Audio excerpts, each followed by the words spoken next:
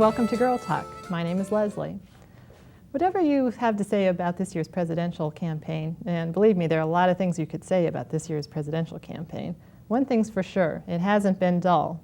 You may have decided who you're going to vote for, or you may still be sorting through the cacophony of all this campaign rhetoric. In either event, we hope you join us tonight on Girl Talk, because we're going to talk about politics. We have 4 women here who have made up their minds who they're going to vote for, and they might like the opportunity to persuade you to see things their way. So please give us a call. We are live here at Arlington Community Television. If you have 2 cents worth you'd like to throw in, we'd love to hear from you. Our number here is 524-2388. So please call us. Joan and Carol, thank you very much for coming. And Karen and Soletta, you've both been here before. Thank you. Can Ross Perot win this election? I don't think so. No. No? No chance. I think what he can do is put George Bush into the White House, and which is always the danger with the 3-way race. And so that, to me, is the real difficulty with the Perot candidacy. And as much as people might find him refreshing or putting issues before them, I think they need to think whether a vote for Ross Perot is not ever going to put Ross Perot in the White House, but it might put George Bush.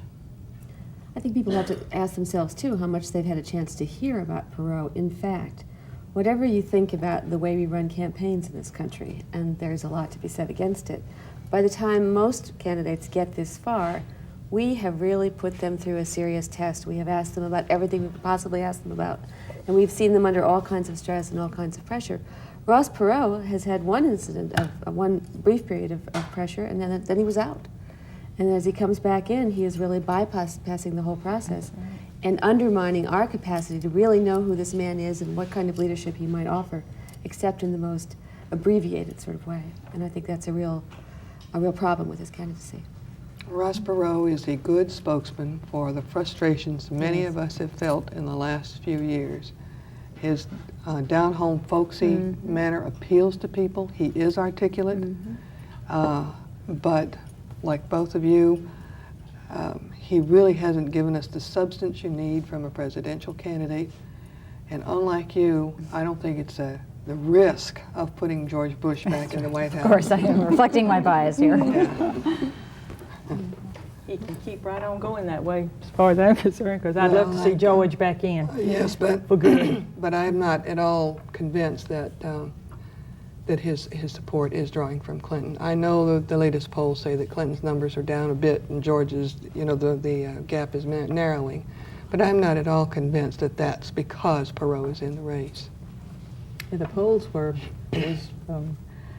very encouraging yesterday for Bush. It was up some. 7% spread, I think they said, something like that. That's what I heard. That's nationally. What does it look like in Virginia? Virginia will will vote for Bush. Arlington probably won't, where I live, but Virginia will. Well, we know we can always count on the district, which is where I live, for the Democrats. Well, in any event, we do seem to be seeing, well, a lot of flux in the electorate this year. The polls have been certainly in flux, and both parties seem to be staking out a different territory than they have in past elections. Certainly the Republican Party has moved a lot, or is embracing the far right in a way that it hasn't in the past. What is the role of the far religious right in the Republican Party today? Well, I think you find it very mixed. Wouldn't you think, Joan? I don't think you can say it's just one thing. Well, I would like to separate the far right from the religious right. Yeah. It's true that a lot of the far right people are very religious, but the two are not necessarily the same. They do have a large influence within the party. There are more of the ultra-conservatives in the party than there are of the moderates, of which I consider myself one. And they have had a disproportionately large influence this year. But I think Soletta and I agree that they do not, we believe at any rate, this is a matter of a personal opinion, we agree that they do not reflect majority of Republicans, the ones who are not in the party. I think the relationship between Bush and the far right is one of many reasons, but perhaps one of the 3 or 4 most important reasons why people feel that Bush is inauthentic. because Bush is not himself, in fact, an extremist. Bush is part of the moderate Republican Party. But having made the decision that he had to shore up that base and keep playing to it and really pandering to it, he's constantly put in the position of seeming to be, and in fact being, inauthentic. And I think, certainly that's what I find so off-putting about his public representations of himself, that he's trying to be about a set of things that he's not really about, abortion being the most obvious and perhaps for women most important issue, but by no means the only one. And you don't get a sense that Bush is really himself. You have a sense that Bush is somebody that he's been told to be in order to shore up the base, which happens to be a far-right base in the Republican Party. And I guess I see it as not something new this year, but the end of a long progression for 12 years of really embracing a far-right ideology that has increasingly narrowed, so that this year I think we feel it with an intensity that we haven't felt before. And the Republican convention was one of incredible intolerance, and I felt bigotry. I mean, it felt like we closed people out and it had a little litmus test, and if you didn't fit into these categories, then you were either not American or not a good Republican or not a decent person or not a family member. And I think that doesn't represent the Republicans. I was raised Republican in Pennsylvania and in a liberal Republican family. So I agree with you. I think it doesn't represent most of the Republicans, but it certainly has had its hold on the Republican policies as well as the Republican Party. So this just seems the sort of deteriorating end of what I think was a getting in bed with the wrong person. Now that George Staying Bush there. has embraced the far right wing in order to shore up his support, how does that translate into a second term for Bush, policy-wise? He's got the Republican platform this year has been very conservative. How does that translate then if Bush is reelected? Well, for one thing, remember that if he's reelected, it is his final term. He doesn't have to pander to anyone after that.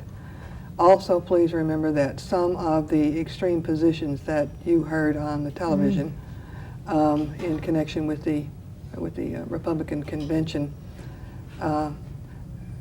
do not necessarily, as you said that Bush may not be presenting who he really is. Right, I think he's What I'm trying to say is that his record on like health care for women, he has doubled the amount of money that's being spent on women's health care issues. He has doubled the amount that's being spent on AIDS research. He seldom gets credit for those kinds of things. Those are not the behaviors of a man who is biased and who does not want to help specific minorities. If he's he has. If he is reelected, I expect him to pursue those and a number of others initiatives that he has started. Health care for small businesses, for instance. In the last 4 years, 50%, that's a large number, of new businesses have been started by women entrepreneurs. 50%. Right. It's impressive. Most of them, everything from cottage industries to small shops that employ no more than, if that many, 20. They can't afford the health insurance. A big company like IBM, for instance, gets better rates because they have large numbers of people to insure. Well, the president has specific proposals to make health care available to those small businesses and their owners without breaking the bank and forcing them into bankruptcy. I expect to see him continue to pursue those. He has an initiative on infant care. Infant mortality rates have started to go down. And part of it is because of his initiatives. These are not going to change. He's not anti-gay. He's not anti-women. He's appointed more women to positions of authority within his administration than any president ever before him. I thought that was not the case. I thought Over Bush has- 3,000. I thought 3,000. Bush You know has how not. many? Clinton? 3. Well, he has a few less He's appointments. Is all of them. clearly been a person who is very comfortable with having strong women in his most immediate environment, which is perhaps less true of Bush. But you speak of a number of initiatives that Bush may have made to provide health care for women and so forth. But you asked the question about the implications of the support for the religious right, and one of the most significant effects of that support is, in fact, the willful undermining of the refusal to really invest the kind of money that's needed in leadership for our public schools. And in fact, this diversionary program of trying to siphon resources off into religious institutions, which is in part, and only in part, a pandering to those who want to take their children out of integrated schools and know that they would have financial resources to do that. And I think that's one of the really negative effects of his finding himself boxed into a corner with certain positions and not able. I mean, the thing I most fault the president for is the failure to provide leadership on a whole set of arenas where leadership is needed. The wrong leadership is being provided in terms of the policies he's promoting for schools. We don't need more money going into private schools. We need a really national mobilization of resources to go into our public schools of the sort that I truly believe that Clinton will be spearheading. But Bush is not able to mobilize leadership on that issue, on schools or race or unity. There's a whole series of things where, besides the economy, beyond the economy, where leadership is needed in this country. And he's found himself boxed into corners where it isn't politically convenient for him to give us the moral, societal, civic leadership that we really desperately need from our president. And that, I think, is the real weakness in Bush. And I'd like to just pick up on your comment about how much he's done for women in the initiatives. I mean, from where I sit, as someone who's really sought in my adult life, as I know you two have, to widen the opportunities for women and create a society that gives greater justice and equity, that what I see Bush doing is really standing in the way of that progress, not fostering, not taking leadership. I've watched Title IX, which was created to eliminate sex discrimination in schools, be decimated by Reagan and Bush alike, taking the side of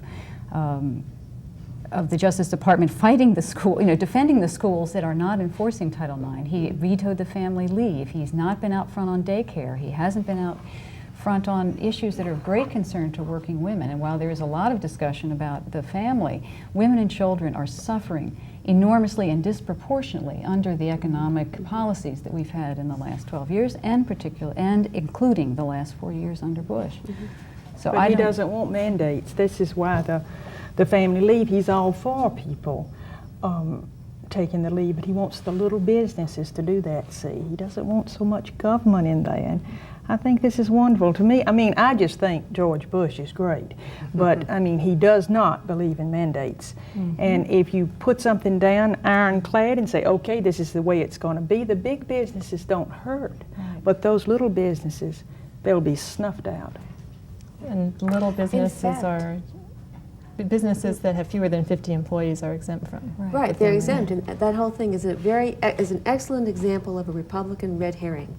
The bills have exempted the kind of company that you're talking about for which it would be a genuine hardship to provide this. And so it's really not about that at all. It's about whether or not we're going to back up our unending commitment to family values with support for families.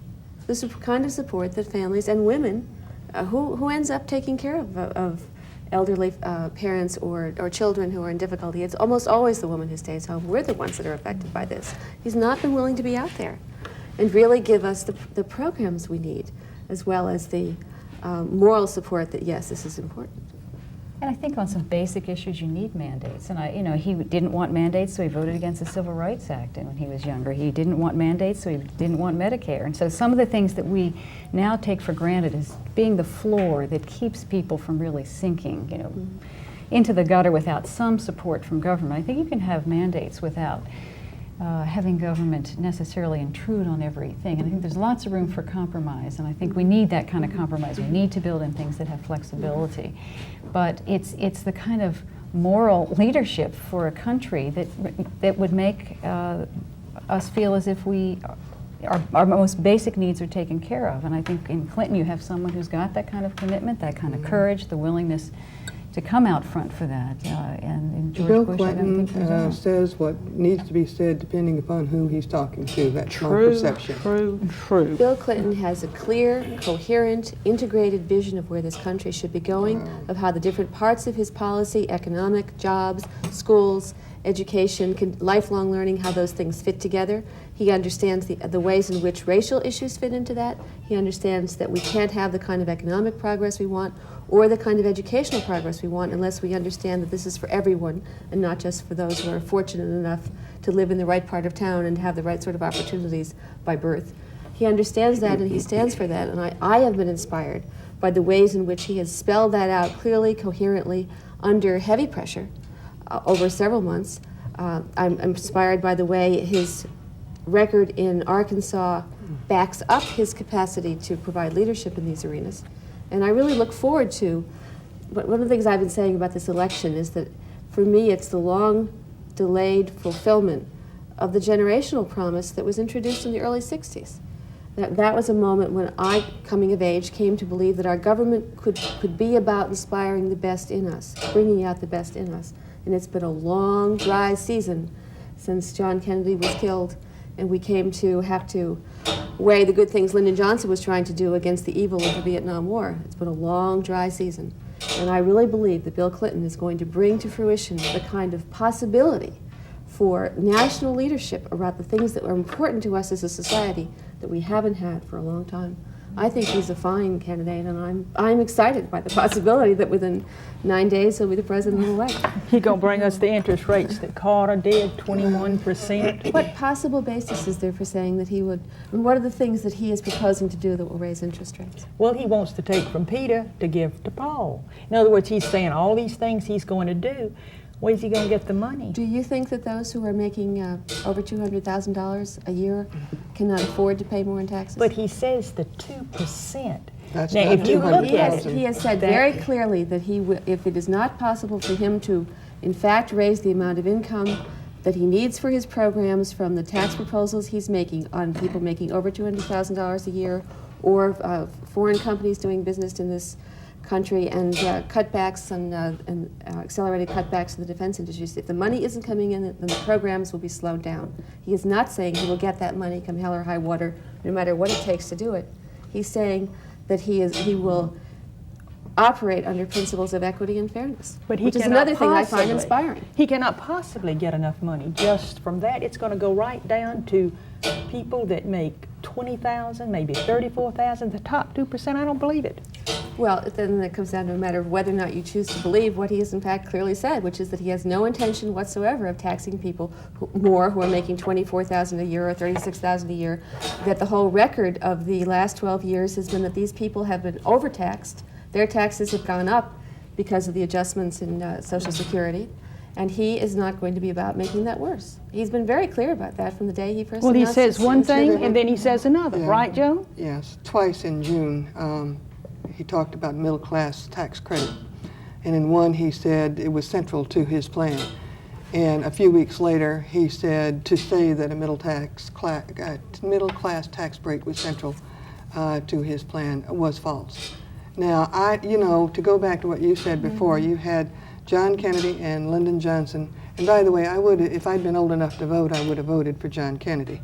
But it was the two of them who got us into Vietnam, not the Republicans. That's first thing. Absolutely. Actually, That's it was- why I fought. actually, it That's why I was- tried to get Lyndon Johnson unelected and Yes, was part of some of the us worked movement very hard hard. to remove that man and that policy.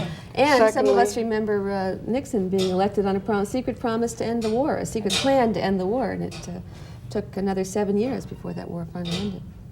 Excuse me. Also, in Arkansas, it is one of the few states that does not have a Civil Rights Act, an Equal Rights Act, I should say.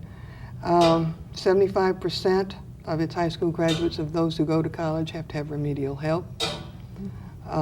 Its economy is near the bottom on every indices you care to use. He has been governor a great deal longer than George Bush has been president. And I do object to having Bush's name paired with Reagan's in the sense that it's Reagan-Bush, and assume that everything that was done in the decade of the 80s was Bush's doing. We all are politically He astute absolutely enough has to know. inherited a lot. He has inherited a great deal, and Absolutely. we're all politically astute enough to know that no vice president, I don't care who he is and of which party, is allowed to make those decisions. That's not what you choose Allowed a to vice make which president for. decisions? Bush did not make Reagan's decisions. Which decisions are you referring to? Any of them. Well, neither has he been very forthright in saying that there are policies of the Reagan administration which he feels have outlived their usefulness, to put it generously, and that it is now time to change. In fact, there's so many things that one can bring forward to show the ways in which Bush says one thing and then changes to another. The most conspicuous example being the Kinder, Gentler Nation that was announced in 1988. Where's that? Has this been a kinder, gentler campaign? It's just been one piece of nastiness after another. That's And been equal, as for the though. Clinton, No, it has not been Right. equal. Oh, it is. no, the one of the good Republicans things have been about just the way Clinton has managed this campaign is that he has attacked the management of the economy, and for good reason, but he has not attacked Bush personally. In fact, I think he's been generous in his honoring of the man's commitment to public service, even in the face of the fact that it's not been a very productive public service. Well, I just don't agree with you. Now, I'll tell you one thing we say in Georgia. If you want to run with the big dogs, you got to get off the porch. George Bush has been running with the big dogs a long time, and his record goes way back. I mean, he's not only been president, vice president. He was in China. He was head of the CIA. He's been in Congress. Clinton's still on the porch. But if George Bush, it doesn't seem as if he's learned much from all that experience, so that as a campaign, he has nothing to offer the American people. He can just talk about Bill Clinton and the things that are bad about Bill Clinton. That's the reason the Republicans have had to do such negative campaigning, that they haven't been able to offer a positive platform for the American people. And this most recent thing in the Washington Post, where the man who introduces Bush and talks about Clinton as being, I mean, it's both homophobic, it's both anti-feminist and misogynist, attacks Clinton's manhood and says you can tell by the way his lips hang and the way he swishes his ass, or he didn't use that, his rear end, pardon me, on cable TV. I mean, it's just disgusting kind of rhetoric that sickens me, and I think this is the campaign about issues. No, it isn't. It's street talk. It is the dogs. I hate to interrupt, but I have to. We have the token 2 to go to. We have the male perspective on the presidential campaign this year, so why don't we take 2 minutes and look at that?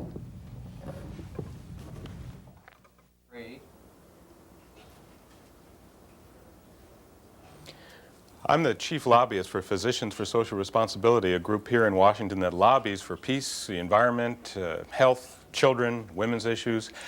I'm particularly excited about the Year of the Woman because I work with mostly male legislators, male lobbyists, and I've seen some of the very good women candidates in action. Take Barbara Boxer out in California. When I'm sitting with a group of liberal congressmen and male lobbyists, all progressive, Barbara comes into the meeting and lights a fire. There's no BS, there's no beating around the bush. It goes right to the point and says we have to change things. And it's a catalytic presence that when brought to the U.S. Senate, I think is going to bring it really alive. There really is an old boys club network over there. I fit in, normally I wear a red tie and a blue suit and I can blend right in and I become real mellow and moderate, and that's the way things work. I think it's really important to shake that up. I've also been impressed the way women have jumped into races that they wouldn't have thought of before, and it's given heart to sympathetic men like myself. I have a good friend named Elizabeth First who's running for the Congress out in Oregon, where Les O'Coin is running for the Senate. They're both strong pro-choice candidates. Elizabeth sat on the board of a peace group with me. We never dreamt she'd be in the Congress. But I think that the thrust that women are doing has given confidence to candidates like Elizabeth, and it's even starting to give heart to people like me who've almost given up on politics. I hope people will get involved, vote for women candidates, vote for change, vote for choice. That's what a man thinks. Thank you very much for that perspective. You have something? I'd actually like to go back to this business about getting off the porch, and I want to draw a contrast between Bill Clinton's record of service and leadership and public commitment and George Bush's. When Bill Clinton finished his term at Yale Law School with a Rhodes Scholarship behind him, he really could have gone anywhere.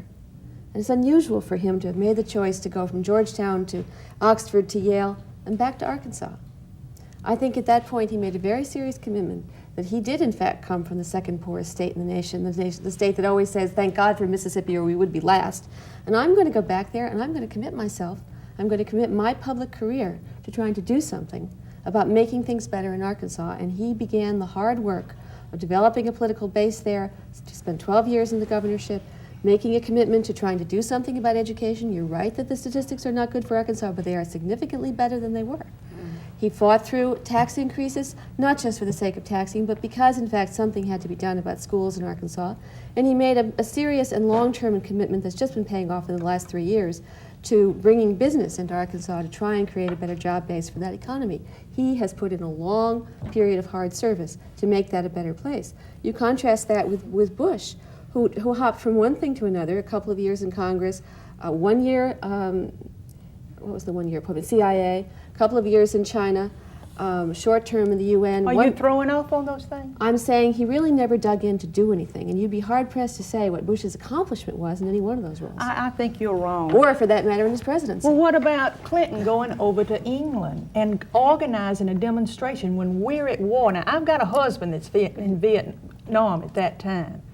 I wouldn't vote for anybody that did that. Now, you can say he'd make a good president, not me. So you don't think we have the right to demonstrate? I mean, isn't that Not in a foreign country, Why no. not? Because, look, have you ever lived in a foreign country? Yes, I have. Yes, I have. All right, And when I you're organized over there when while I you're was in there. a foreign country, you don't want to do anything that will throw off on your country. If you do, I feel sorry for But you. my country was in a murderous policy in Vietnam, and that Listen, I do disagreed you with think as an our American boys over citizen. there wanted to be there? No, I don't think they wanted to Well, be then there. what right do And we that's have why to I worked demonstrate? very hard to No, I try and agree with you. pressure my senators and congresspeople to stop the war so they would cease to get wounded, so they would cease to be psychologically damaged, as many of them are, so they could come home again. And so we could not be continuing a war, but we could be working on the issues in our own country. But when our boys did come home, many of them turned their backs on them. I knew men yes, that were in absolutely, prisoners I of agree war with for you. 7 And years, that's locked terrible. up. Terrible. But I think the issue of whether American citizens can express their political Not view in a foreign country. in a war that was never a declared war. I was, Well, we in, were I was in there. England for a couple of years after Clinton was in England, and at the time, European countries' capitals were mystified by the fact that the United States was still persisting in a failed and pointless policy. There was no support for American policy when I was in England, nor was there in 1969. And the truth of the matter is that far from undermining the stature of this country abroad, it was inspiring to know that there was in fact principled leadership coming from young people and older Inspiring? people to try and change a policy that was destructive to human life and destructive to American values. I'm proud that Bill Clinton, well, in fact, the first time my support for Clinton really crystallized around him was when I discovered the kind of commitment he had made as a young person to opposing our policy in Vietnam. I think that's one of the finest things that he's done. Well, I We have feel someone- very sorry for you. We have a viewer who would like to join in the conversation here. Hello, welcome to Girl Talk. Are you there? Or did I just disconnect him? Hello, welcome to Girl Talk. Hi there. My name is Tracy, and I was just watching your program, and I would like one of the conservative viewers on your panel to explain to me how they can justify suspension of an individual's civil rights to protest under the First Amendment just simply because they are overseas. I mean, I can understand your displeasure at demonstrations out of our country, but you do not cease to be a citizen protected by the Constitution simply by virtue of your travel. You might need to repeat Could you the end hear of it. what she said? She I wanted couldn't to- hear it at all. I couldn't hear. She wanted to know how you can justify suspension of constitutional protections just because you happen to be overseas. You're still an American citizen protected by the Constitution. You have the I don't First recall Amendment right. anyone justifying suspension of the right. She said she disagreed with I what just he did. disagree. I mean, myself, I'm not personally saying disagree, anybody- but- I personally disagree because I am a good American. I will stand up for what my commander-in-chief says, and that's the way it is. I mean, I won't go out and do anything that I think would reflect on America. Unfortunately, we're running out of time. I would like to hear what your predictions are, though, for who's going to win this election and what the percentages are. Anybody want to Well- jump in with a look into your crystal ball? I think Clinton will win. I think it will be closer than it has been in the polls, but I think he probably will win with just barely 50% of the vote. Well, unfortunately, before I'll let you get one last prediction in really quick, Saletta. Who's going to win? Well, I think George Bush is going to win. Well, we'll Bush. see. That's all we have We'll get time about for. 7%. 7% for Perot. Well, we'll see soon enough. Thank you very much for joining us on Girl Talk, and please join us again next month. We'll be back. And you want me to get some cake? I Yeah, think I it's think about you- ready. Good. You're baking it yourself, Karen? Yes.